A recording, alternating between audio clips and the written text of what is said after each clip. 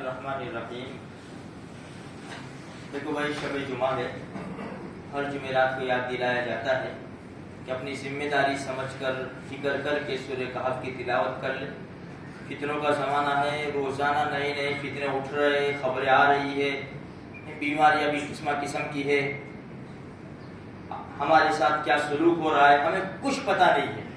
اس لیے سب سے بہتر طریقہ یہ ہے کہ ہم اللہ کی حفاظت میں آ جائیں۔ جب اللہ کی حفاظت میں آ جائیں گے انشاءاللہ کسی قسم کا کوئی نقصان ہمیں نہیں ہوگا۔ تو نبی کریم صلی اللہ علیہ وسلم کا پاک فرمان ہے کہ بھائی جمعہ کے دن جس نے سورہ کہف پڑھی اس ہفتے میں اگر دجال نکل جاوے تو اللہ اس کے فتنے سے بھی حفاظت کرے گا۔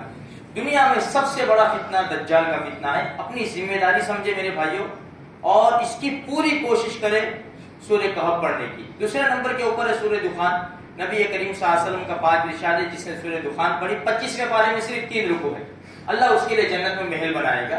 اور تیسری بات ہے درود شریف۔ درود شریف کا خوب اہتمام کریں میرے بھائیوں، بہت بڑی بڑی فضیلتیں درود شریف کے بارے میں آئی ہے اور اللہ کے رسول کے بے شمار احسانات ہیں۔ مفتی تقی عثمانی مدد اللہ العالی نے لکھا ہے، آج ان کے اوپر حملہ ہوتے ہوتے رہ گیا، اللہ سب علماء کی حفاظت فرمائے۔ آمین۔ انہوں نے لکھا ہے درود شریف کے بارے میں کہ دیکھو ہم اللہ کے رسول کے اوپر درود شریف پڑھو، اس لیے کہ ہمارے نبی کے کتنے احسان ہیں۔ ہمارے نبی ایک حدیث میں کیا فرماتے ہیں، تم جا رہے جہنم کی طرف، میں تمہیں کھینچ رہا ہوں، میں تمہیں بچا رہا ہوں، اس سے بڑا محسن کون ہوگا؟ حدیث میں ہے نا، تم پروانوں کی طرح جا رہے اور میں تمہاری کوکھ پکڑ کر کھینچ رہا ہوں، اس سے بڑا احسان کرنے والا کون ہوگا اللہ کے بعد میرے بھائیوں؟ اس لیے ہمارے نبی کے بے شمار احسانات ہیں۔ ہم جو حدیث میں سنتے ہیں کہ ایک مرتبہ درود شریف پڑھتے ہیں تو 10 رحمتیں اترتی ہے، اللہ کی 10 فضیلتیں ملتی ہے۔ حدیث میں آج میں نے پڑھا مفتی صاحب کی کتاب میں کہ عبد الرحمن ابن عوف رضی اللہ تعالیٰ عنہ فرماتے ہیں کہ اللہ کے رسول صلی اللہ علیہ وسلم تشریف لے جا رہے تھے کہ ایک درخت کے نیچے ہمارے نبی سجدے میں چلے گئے۔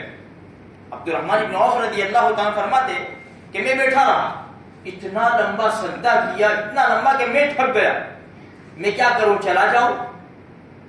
پھر میرے دل میں خیال آیا کہ اللہ کے رسول کی روح تو پرواز نہیں کر گئی، میں ہاتھ لگا کر ذرا دیکھوں تو صحیح، اتنا لمبا سجدہ۔ پھر کہا کہ میں تو بیٹھا رہا، اللہ کے رسول صلی اللہ علیہ وسلم نے سجدے سے سر اٹھایا اور تبسم فرمایا، خوشی سے چہرہ دمک رہا تھا، چمک رہا تھا۔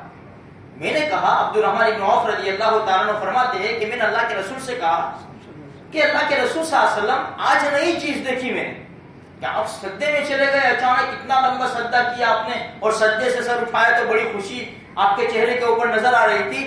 فرمایا عبد الرحمن، میں نے اس خوشی میں سجدہ کیا کہ میری امت کا جو بھی فرد مجھ پر ایک مرتبہ درود شریف پڑھتا ہے اللہ اس کے اوپر رحمت نازل فرماتا ہے۔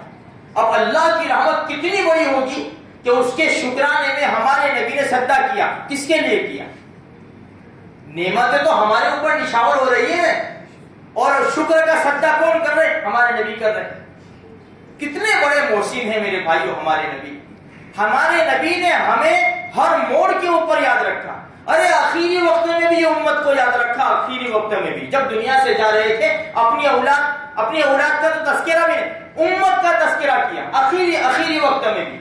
اور یہ امت ہر موڑ کے اوپر بھول جاوے تو میرے بھائیو، علامہ جلال الدین سیوطی رحمۃ اللہ علیہ بہت بڑے اللہ والے بھی ہیں اور ہر فن میں کتاب لکھی ہے، جلالین تفسیر مشہور ہے، ان کے واقعات میں لکھا ہے کہ 35 مرتبہ جاگتے میں اللہ کے رسول کا دیدار ہوا۔ یہ اللہ والوں کی باتیں، کشف کی باتیں جو ہمیں سمجھ میں آنے والی نہیں ہے۔